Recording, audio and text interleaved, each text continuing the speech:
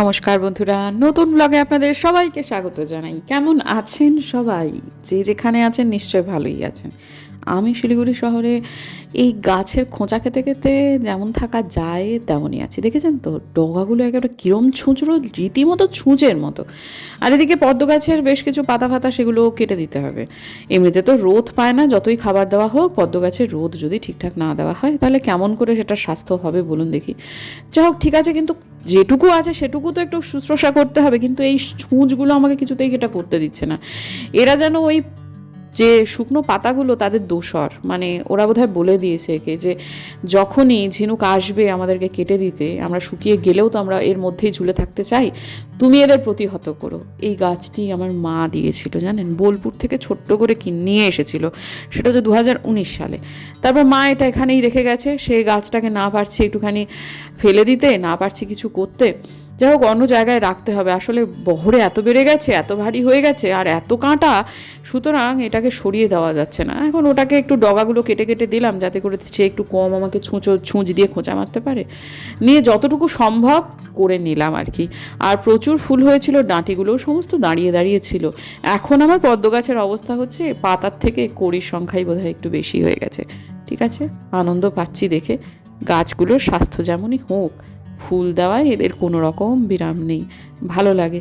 কি কৃতজ্ঞ একটা প্রজাতি, সত্যি কথা। এই গাছ একটু পরিচর্যা বা বেসিক পরিচর্যাটুকু পেলে তারা দুহাত ভরে উজাড় করে দিতে এতটুকু কার্পণ্য করে না। যত দেখছি তত বুঝতে পারছি এই পৃথিবীতে সব থেকে দুষ্ট প্রকৃতির জিনিস বোধহয় মানুষই, বস্তু, জানেন তো। বাদ বাকি সবাই বড় কৃতজ্ঞ। এইটুকু, এই যে চড়াই পাখিগুলো, এই যে ঘুঘু, এই যে পায়রা, এই যে গাছ, এই সবাই বড় কৃতজ্ঞ। মানুষই বড় বেইমান, বড় অকৃতজ্ঞ, বুঝতে পারছি। যাই হোক, এই প্রথমবার আমি এইরকম দুটো বীজ দেখতে পেলাম। এটা হচ্ছে ইয়েলো পিওনি। আর এই দৃশ্যটা এখন আমার সারাদিনের একটা সেরা দৃশ্য হয়ে গেছে। দুটো খুব পছন্দের ফুল এক ফ্রেমে ধরতে পারছি, বোগেনভেলিয়া আর পদ্ম। নমস্কার বন্ধুরা, নতুন ব্লগে আপনাদের সবাইকে স্বাগত জানাই। আশা করছি ভালো আছেন সবাই, যে যেখানে আছেন। আমরাও শিলিগুড়ি শহরে ভালো আছি। আমাদের আজকে সারাটা দিন কারেন্ট ছিল না। 3টের সময় কারেন্ট আসবে এরকম একটা কথা হচ্ছিল, কিন্তু 3টের বদলে কারেন্ট এসেছে এখন 4টে বেশি বাজে এখন। তো আজকে আমার ব্লগটা শুরু করতে দেরি হলো, কারণ একটু মানে ওই আগের ব্লগটা আমি শেষ করেছি তখন 1:30 মতো বাজে। তখন আমি বলেছিলাম যে একদম ফোনে চার্জ বার্জ কিছু নেই, আরও অনেক কিছুই, মানে ওই অ্যাকোয়াগার্ডটা চলছে না বা জল শূন্য হয়ে গেছি। সে সমস্ত খানিকটা আর কি মিটিয়ে নিয়ে আমার মনে হলো যে না, এবার একটু ব্লগটা শুরু করা যাক। আমার মোবাইলে এখনও যে বেশি চার্জ আছে এমন নয়, কিন্তু হ্যাঁ এই কথাটুকু বলতে পারবো আপনাদের সাথে, হয়তো বা এইটুকু চার্জ আছে। তো আমি মোটামুটি 50% মতো চার্জটা কমপ্লিট করে নিয়ে তারপর নতুন করে আবার পুরো দমে ব্লগটাকে চালু করবো। আজকে আমি সন্ধ্যেবেলা একটুখানি আমার মায়ের ইচ্ছা কালী মন্দিরে যাবো, হনুমানজির কাছে যাব। অনেক কিছু ব্যাপার আছে বন্ধু, যাওয়ার একটা কারণ ওই যে ঠাঁইটা ভীষণ জাগ্রত বলে আমি মনে করি। আমি নিজে আমার জীবনে অনেক কিছু দেখেছি ওই ঠাঁইয়ের মধ্যে থেকে। ওই হনুমানজি হচ্ছে আমার জীবনের প্রথম হনুমানজি, যিনি যার মন্দিরে আমি গিয়েছিলাম। তারপর থেকে আমার জীবনে অনেক কিছুই ঘটেছে, এবং ওই হনুমানজির মন্দিরেতেই সেদিন পুজো দিয়ে আমি যখন বেরোচ্ছিলাম, আমার মায়ের ফোনটা আসে আগের শনিবারই, যে আমার খুব অসুবিধা হচ্ছে, সাংঘাতিক সমস্যা হচ্ছে, এবং অতি অল্প সময়ের মধ্যে আমার যাবতীয় হয়ে যায়। এবং জীবনে প্রথমবার আমি 2 ঘন্টার মধ্যে শিলিগুড়ি থেকে দিনহাটা পৌঁছে যাই। সেটা আমার কাছে একটা অদ্ভুত ব্যাপার। মানে ওই ঠাকুরের কাছে একটুখানি গিয়ে, আমি জানি বাড়ি থেকে বললেও হয়, কিন্তু ঠাকুরের কাছে গিয়ে একটু কৃতজ্ঞতা জানানোটা আমার উচিত। এবং অনেক কিছুই তো চলছে এখন আমাদের জীবনে, সে সম্পর্কেও একটুখানি মানে যাওয়া, জাস্ট একটুখানি ওখানে যাওয়া গেলেই আমার আর মনটা এত শান্ত হয়ে যায়। আমি মাকে চেয়েছিলাম যে আমার মা যেন একদম সেরে ওঠেন। আজকে একটু আগে মায়ের সাথে কথা হলো, একদম ঠিক হয়ে গেছেন, একদম কোনো প্রবলেম নেই। কালকে ডাক্তারবাবুর কাছে যাবেন কি না সেটা ভাবছেন, কারণ একদমই সেরে গেছি মা, কি আর যাবো। তা আমি বললাম না, তবু যাও, ডাক্তারবাবু যখন ডেকেছেন, ঠিক 1 সপ্তাহ পরেই ডেকেছেন। আজকে গেলেই হতো, কিন্তু আজকে শনিবার, শিলিগুড়ি দিনহাটাতে সমস্ত বন্ধ থাকে। তো আমি ভাবছি যে বিকেল 4টের পরে যখন আমার আর অনেক কিছুই করার আছে, তার ব্লগটা কেন করবো না, তাই জন্য ব্লগটা শুরুই করে দিলাম। এই বিছানার চাদর টাদর যে বদলানোর যে রুটিন, এটা প্রথম কয়েক সপ্তাহ খুব সুন্দরভাবে পালন করা গিয়েছিল। তারপর শ্বশুরমশাই বিভিন্ন ব্যাপারে বড় বাত সাধছেন, এখন একটু অসুবিধাই হয়ে গেছে আমাদের, জানেন তো। সপ্তাহে একবার তো বিছানার চাদর বদলানোই উচিত, কিন্তু মাঝখানে কটা সপ্তাহ ঠিকঠাক ছিল। তারপরে বাবা যখন বেরিয়ে যাচ্ছিল তখন আলপনাদি যেহেতু একটা আপত্তি শুরু করেছিলেন, সেহেতু আলপনাদি যখন বাবা বেরোচ্ছিলেন সেইটুকু সময়ের মধ্যে ঝড়ের গতিতে মানে করে নিয়ে তারপর মেশিনে ওপরে দিয়ে দিচ্ছিল, আমি কেচে দিচ্ছিলাম। কিন্তু এখন আমার মেশিনটা একটু গড়বড় করছে, আর বাবাও রীতিমতো ফরমান জারি করেছেন যে তার কোনো কিছুই ওপরে কাচা যাবে না, অর্থাৎ মেশিনে তার মোটেই ভালো পরিষ্কার হচ্ছে না বলে মনে হচ্ছে। আলপনাদি একটু চেষ্টা করেছিল বলার যে কটা দিনের মধ্যেই তো তুলে ফেলা হয়, নোংরা কোথায় হয় কাকু, কিন্তু বাবা সেটা মানবেন না। মাঝখানে আবার এরকমও হয়েছে যে দুটো, অর্থাৎ টিভির সামনের যে খাটটি এবং আমার শ্বশুরমশাইয়ের যে বেডটি, সেটাতে দুটোতে তিনি দুটো করে বিছানার চাদর পাততে বলছেন, অর্থাৎ সর্বসাকুল্যে 5টা বিছানার চাদর হচ্ছে নিচে। এখন মামুনের পক্ষে 5টা করে প্রত্যেক সপ্তাহে কাচা সম্ভব হয় না, যার ফলে একটু সমস্যা হয়েই যাচ্ছে। তো আমি দেখলাম যে একটা বয়স্ক মানুষকে সে অর্থে ব্যতিব্যস্ত, মানে তিনি কোনো কিছুই নয়, এটা জাস্ট নিজেকে নিজে ব্যতিব্যস্ত করে তোলা, এই তো, আর কিছুই তো নয়। তাই জন্য নিচটা না আমি একটুখানি ঢিলই দিয়ে দিয়েছি বন্ধুরা, মানে আমি বুঝতে পেরে গেছি যা বুঝার, তাই জন্য ওপরটা যেহেতু আমার হাতে আছে সেটুকুই আমি মেনটেন করার চেষ্টা করি। তবে পুরোটা যে আশা ছেড়েছি নিচের ব্যাপারে তা নয়, তবে আমি চেষ্টা করছি যে সপ্তাহে যে কোনো একটা দিন মানে ওই আর কি বাবাকে একটু কনভিন্স করে যেন বিছানা চাদরগুলো মেশিনে কাচা যায়। নোংরা কিছুই হয় না মেশিনে, আমার যথেষ্ট ভালো মেশিন, খুব সুন্দর পরিষ্কার হয়, কুটকুটে নোংরা জিনিসপত্রগুলোও কি ভালো পরিষ্কার হয় জানেন তো। তো বুম্বা তো মাঝে মাঝে বাবার উপর এইসব ব্যাপার নিয়ে খুবই রাগ করে, কিন্তু বাবার এই বয়সে বাবা তো আর বদলাবেন না। আসল কথাটা কি জানেন তো বন্ধু, একটা সময় আমার শ্বশুরমশাই না বাইরে বিরাট একটা জগৎ ছিল, এখন তার জগৎটা কেবলমাত্র কেন্দ্রীভূত হয়ে গেছে বাড়িকে কেন্দ্র করে। তিনি সারাদিনে কি করবেন তিনি বুঝতে পারেন না। সেই জন্য আলপনাদি ওই স্কচ ব্রাইট একটু বেশি ভীম বাঁধ নিল কি না, মামুনি জামা কাপড়গুলো হাতে কাচ্ছে কি না, এই সবগুলো নিয়ে নাড়াচাড়া করা ছাড়া তার সারাদিনে আর কিছু করার নেই।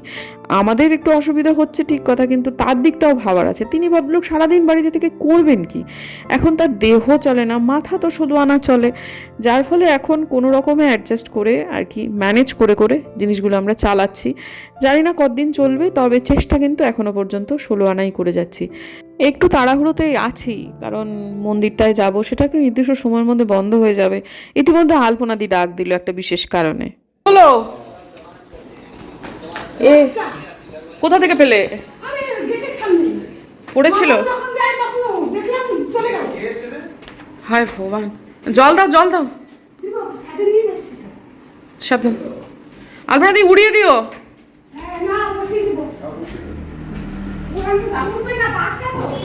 তো এলো কোথা থেকে?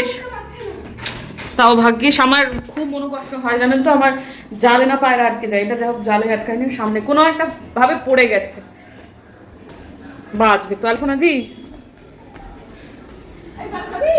হ্যাঁ খাবি আবার কি, তো উপরে দিলেও জল খাবে কেমন করে? জল দাও, মগটা তুলে দাও। ভয় পেয়েছে, এক তো নিচে অতক্ষণ পড়েছিল, তারপরে আবার তুমি ধরে নিয়ে এসছো, ওর ধরে রেখে দাও রেখে দাও রেখে দাও।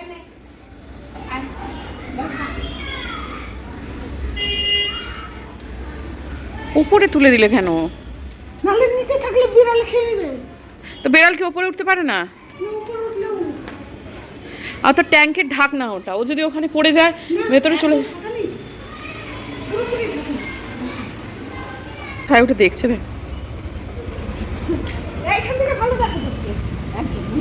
দেখা যাচ্ছে না, দেখছো? আমি পরে ভয়েস দিচ্ছি বন্ধুরা। পায়রাটা ভালো ছিল, সকালবেলা উঠে সবার আগে গিয়ে পায়রাটাকে দেখতে গেছিলাম পরের দিনে। তারপরে আমি তো পরের দিনই ভয়েস দিচ্ছি আপনাদের, তো সেটা দিয়েছি। সে নিচে নেমে এসেছে, বেশ লাফিয়ে লাফিয়ে ঘুরছে, আরও কয়েকটা পায়রা জুটেছে, সেসবগুলো দেখলাম। দেখার পর কিছুক্ষণ বাদ দেখলাম নেই, তার মানে উড়ে গেছে। ও না অনেকটা বেশি বেশি উঠতে পারছে না। আর সত্যি কথা হচ্ছে বাড়ির ওই ছাদের সংলগ্ন একটা আম গাছ আছে, তো ওই আম গাছের জন্য ও উড়ে, প্রথমে আলপনাদির বক্তব্য যে বৌদি ও কালকেই বলে দিয়েছিল আলপনাদি যে উড়ে কিন্তু আম গাছে বসবে, তারপর সেই ডালে ডালে ডালেও ঠিক বেরিয়ে যাবে। হ্যাঁ, ওপরে তুলে দেওয়াটা ভালো হয়েছে, নাহলে কিন্তু সত্যি সত্যি বেড়ালে খেয়ে নিত। যাই হোক চলুন মায়ের কাছে এবার তো যাচ্ছি। আমার টুকিটাকি অনেকগুলো কাজই আছে, কিন্তু আজকে না শনিবার, যেদিনে আপনারা ভিডিওটা দেখবেন সেদিন সোমবার হলেও আমি মাঝখানে একদিন ভিডিও না দেওয়াতে একদিন পিছিয়ে গেছে আমার ভিডিও, যার ফলে একটা শনিবার দিন ভিডিও। তো মায়ের কাছে এলাম, এই দিনটাতে মায়ের কাছে একটু তুলনামূলকভাবে বেশি ভিড় থাকে, কিন্তু আজকে তেমন অর্থে খুব একটা ভিড় ছিল না।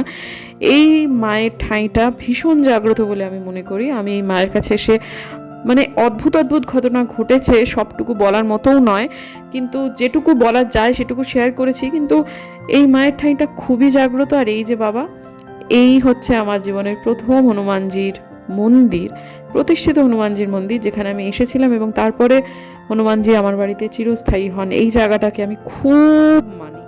যাই হোক, অনেকক্ষণ ছিলাম, তারপর সেখান থেকে বেরোলাম। আজকে শনিবার দিনে আমাদের বাড়িতে একটু সমস্যা হয়, নিরামিষ রাত্রে কিছুতেই, দিনটা তবু চলে, রাত্রেবেলায় আমি কি খাবো, ভাল লাগে না। তাই জন্য ওরা বলেই দিয়েছিল আমার হাজব্যান্ডের জন্য একটা মশলা ধোসা, 2টো বড়া, আর টুপুরের জন্য 2টো প্লেন ধোসা নিয়ে এলাম। আমি খাবো না। আর উল্টো দিকে লস্যিঘাটের যে হাতিমোড়ের যে আউটলেটটা, সেটা বন্ধ হয়ে গেছে একদম চিরতরে। জানতে পেরে কি খারাপ লাগলো, কতখানে গেছি। টুপুর তো সেই ক্লাস 9 থেকে, ওর বাবা যদি ওকে নিতে যেত ফিরতি পথে, তাহলে অবধারিত ওখানে ওর বাবা ঢুকবেই, ওকে ওই ফাজ বলে চকলেট ফাজ যেটা আছে সেটা ওকে খাওয়াবেই, হ্যাঁ, তারপর নিয়ে আসবে। তো কত মেমোরি এই দোকানটার সাথে আমাদের। বন্ধ হয়ে গেল, ঠিক আছে, চলছিল না। তো বাড়িতে এলাম, বিষ্ণু সহস্রনাম চালানোর পর চালালাম হচ্ছে ললিতা সহস্রনাম। এটা ইউটিউবেই চালানো হয়। আপনারা অনেকেই দেখতে চেয়েছেন, ইউটিউবে ললিতা সহস্রনাম চালাবেন, অনেক ভিডিও পাবেন। এবং এটা আমি শোনাতে পারছি না আপনাদের, প্রচণ্ড কপিরাইট এসে যায় এই সমস্ত ভিডিওগুলোতে। শুনবেন, এটা আমি যেটা শুনছি এটা 20 মিনিটের। হ্যাঁ, এই সময়টা আমি রিল্যাক্সড হয়েই শুনছি। বিষ্ণু সহস্রনাম কিন্তু আমি কাজ করতে করতে শুনেছি। হ্যাঁ, সেরকমই আপনারা যদি কাজ করতে করতে ললিত সহস্রনাম শুনতে চান, শুনবেন, কোনো প্রবলেম নেই। এগুলোতে সেরকম কোনো মানে নেই। কার এত টাইম আছে আজকের দিনে বন্ধু, যে টানা বসে বসে শুনে মোটামুটি ধরুন 1.5-2 ঘন্টা এই পেছনে, মানে ভক্তির পেছনে দেবে? নেই, প্রত্যেকটা মানুষই ব্যস্ত। সুতরাং তাকে আমার তো ওই নৃসিংহ, যেটাকে বলে নৃসিংহ কবচ, সেটা দিয়ে আমি ওই হবনটা মোটামুটি করি, আর এগুলো চালিয়ে চালিয়েই কাজ করি। আজকে ললিত সহস্রনাম শুনছি বসে, সেটা আলাদা কথা, সব দিনই যে শুনি এমন নয়। তো যাই হোক, পতিদেবতা আসার পরেই আর কি আমাকে বললো যে একটু কফি দাও। এখন আমাদের সবটুকু খাওয়া দাওয়া হয়ে গেছে, দুপুরের খাওয়া হয়ে গেছে, হ্যাঁ, বুম্বাদাদের তো খেতে দিয়ে দিয়েছি, সব কিছু করে। সবার শেষের কাজ হচ্ছে আমি আমার বরকে রান্নাঘরে শেষের কাজ হচ্ছে বরকে একটু কফি করে দিই, তারপর এই কফির জিনিসপত্রগুলোকে মেজে রেখে লাইট আমি অফ করে দেবো। এবারে এই শাড়িটা মাকে দিতে নিয়ে গিয়েছিলাম, তো মা বললেন যে মার চেনা ওখানে সেরকম কেউ ভালো, মানে ওই ফলস পিকো করে সেরকম নেই, যে বিশেষ করে ব্লাউজ টাউজ বানিয়ে দিতে পারবে। মা তো আজকাল ব্লাউজ না, কেনা ব্লাউজ পরতেই পছন্দ করেন। বানানো ব্লাউজগুলো, এগুলোতে লাইলিং দিতে হয়, তো আমার গরম লাগে বড্ড। তা এই শাড়িটা এত পছন্দ হলো, বলেন যে না মা, এটা তুই আমাকে ব্লাউজ বানিয়ে দে। যে মায়ের জন্য একটা ব্লাউজ নিয়ে এসেছি, মাপের ব্লাউজ, সেটা দিয়ে মা আমাকে বললেন তুই এটা শিলিগুড়ি থেকে রেডি করে দে। তাই ওটা দিনহাটায় নিয়ে গিয়েও আবার ফেরত নিয়ে এসেছি। তো আজকে ভাবছিলাম দিয়ে দেবো, কিন্তু ঠিক আছে, আজকে দেবো না, কালকে দেবো। কাল না, পরশু। কালকে এখানে শিলিগুড়িতে সব বন্ধ, কালকে রবিবার। হ্যাঁ, পরশু দিনে এটাকে দিয়ে দেবো। তারপর ওই ফলস পিকোর জন্য দেবো একজনকে, আর ব্লাউজ বানাবে আর একজন। তো ওদের সাথে সাথেই আমাকে ব্লাউজটা কেটে দিয়ে দেবে, শাড়িটা রেখে নেবে হয়তো। তো ওই ব্লাউজটা নিয়ে তারপর একজন ঠিক পাশেই একজন বানায়, তাকে দিয়ে দেবো। দিন কেমন যাচ্ছে স্যার? দুর্দান্ত। মহিলারা যে কমনওয়েলথ গেমসে পারফরমেন্স দেখাচ্ছে, আনবিলিভেবল। মানে কমনওয়েলথ গেমস এবার পুরো ভারতীয় নারী রাইট টানছে, বক্সিং বলো, জুডো বলো, সব কিছুতে। আমি খুব খুশি, ভীষণ। বাহ। তারপর এটা ছাড়া আর কেমন যাচ্ছে দিন? এইটাই তো এর থেকে বড় ঘটনা আজকে আর কি, এর থেকে ঠিক আছে, ফাটাফাটি সাফল্য। সেই 11:30 বাজে রাত্রি। আপনাদের সাথে যখন কথা বললাম তখন বাজে 1:45। তারপর সেই ঘটনার পরে, মানে আপনাদের সাথে কথা হওয়ার পরে, মানে আমি এলাম, এসে ওদেরকে খেতে দিলাম। তারপর খাওয়া মানে চলতে চলতে, কাজ চলতে চলতেই বিষ্ণু সহস্রনাম চালিয়েছিলাম, ওটা চলতে চলতেই সব কিছু হলো। তারপরে ওরা যখন খাচ্ছে তখন ললিত সহস্রনাম শুনলাম, যেটা আমি শুনলাম সেটা 20 মিনিটে। তারপর গিয়ে রান্নাঘর গুছিয়ে টুছিয়ে নিয়ে সব কিছু মানে জায়গা মতো রেখে টেকে আমার মোটামুটি 7:40-40-এর মধ্যে সব কাজ হয়ে গেছে আজকে। তারপরেতে ওই আপনাদের সাথে একটু কথাবার্তা হলো। তারপর আমি 2টো ফোন করলে নিয়ে আমার আত্মীয় স্বজনদের আমার দিকে আজকে ফোন করছিলাম, সবাইকে তাও পারলাম না। তা মানে মূলত আমার কাজিনদের, দাদা দিদিদের আর কি। তো তাদের সাথে সব কথা হলো, অনেক দিন পর অনেকের সাথে অনেক কথা হলো, সবটুকু তাও সবাইকে কভার করতে পারলাম না। মাঝে মাঝে এরকম একটুখানি আমার বিকার ওঠে যে তখন যেন আজকে সবাইকে ফোন করবো। তো যাই হোক, তারপর কেউ হয়তো ফোন ধরছে না, তারপর একজনের সাথে কথা বলছি, তার মাঝখানে সে আবার ফোন করছে। এই সবগুলো করে টরে নিয়ে যাই হোক অনেকটা রাত হলো আজকে। আমার না কালকে রাত্রে খুব একটা ভালো ঘুম হয়নি। এই জায়গায়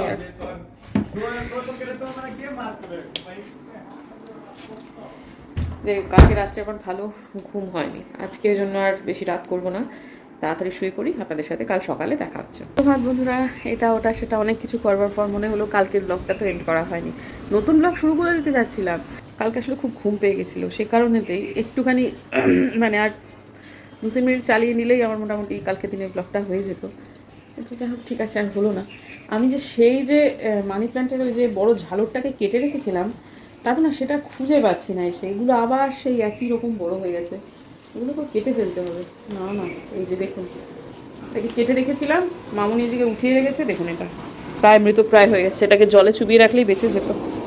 ঠিক আছে, আর কিছু বলার নেই। এটা যদি এটাকে ঢিল মেরে ওই বাগানে ফেলে দিই, তাহলে বাগানে এসে পড়ে এসে আরামসে সেখানে বংশ বিস্তার করতে শুরু করে দেবে। মানি প্ল্যান্ট এরকমভাবে ফেলে দিতে খারাপই লাগে, যেখানে এত অল্প ডিমান্ডের গাছ, এটা শুধু একটু জল দিলেই সে বেঁচে থাকে, সেখানে কি করব ভাবছি। বাগানে ফেলে দিলে না সেটাকে ওই সৈদুর এসে উপড়ে দেবে। এমনিতে একটা ঝাড় হয়েছে, বাপরে বাপ, সেটা কিছুতেই মানে যাচ্ছে না। দেখি এটাকে কেটে ফেলি, এতদিন কেন করিনি কে জানে, এতদিন পর্যন্ত বেঁচে ছিল গাছটা, এখনও আছে। দেখি এটা একটু ব্যবস্থা করে ফেলি। এটা এরকমভাবেই দিয়ে দিলাম। খুব শক্তপোক্ত গাছ, কয়েকটা ডাল যদিও খারাপ হয়ে গেছে, কারণ আমার মনে হয় গাছগুলো বেঁচে যাবে। আর এই কাপটা খারাপ হয়ে গেছে, এই জায়গাটায় পড়ে গিয়ে এই যে এটা চটে গেছে, যার ফলে এটাতেই দিয়ে দিলাম। আসলে আমি না বুঝতে পারিনি, মানে কাটা ডালের সাথে আসল ডালগুলো এমনভাবে ঝুলছিল যে বুঝে উঠতে পারিনি, মাথা থেকে একদমই বেরিয়ে গেছিলো, তৎক্ষণাৎ ওই জন্য কাজ করে নিতে হয়। যাই হোক, আশা করছি প্রাণে সে বেঁচে যাবে, নতুন করে পাতা বেরোলে ভালো লাগবে সত্যি কথা। এই যে হাতে বাজারের ব্যাগ নিয়ে এবার একটুখানি বাজার করে আসি, আমিষ বাজারটা করে নেব। আগের মাসে সর্বসাকুল্যে দুবার গেছিলাম আমিষ বাজার করতে, ডিমটা একবারেই কিনে এনেছিলাম, 3টে ট্রে কিনে নিয়ে এসেছিলাম, নিচে একটা দিয়ে ওপরে 2টো। এবারে আর সেটা করব না, কারণ কতদিন মানে শিলিগুড়িতে আছি, কতদিন শহরের বাইরে থাকবো আসলে বুঝতে পারছি না আমরা।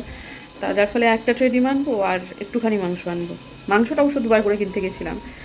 তা যাই হোক, এখন আপাতত চলুন বন্ধুরা বেরোই, এবং জলখাবার খাওয়া কমপ্লিট। রবিবারে একটুখানি মাংসের দামটা বেশি হয় রবিবার, সেটা সেই জন্য সোমবার মঙ্গলবার বুধবার যা হোক কিছু একটা করে নিলেই হতো, কিন্তু নেই যখন আমি ভাবলাম ঠিক আছে কটা টাকার ব্যাপার, কিনে আনি। চলুন, দেখা হচ্ছে কালকে একটা নতুন ব্লগে। এই যে এখন থেকেই এবার নতুন ব্লগ শুরু করবো।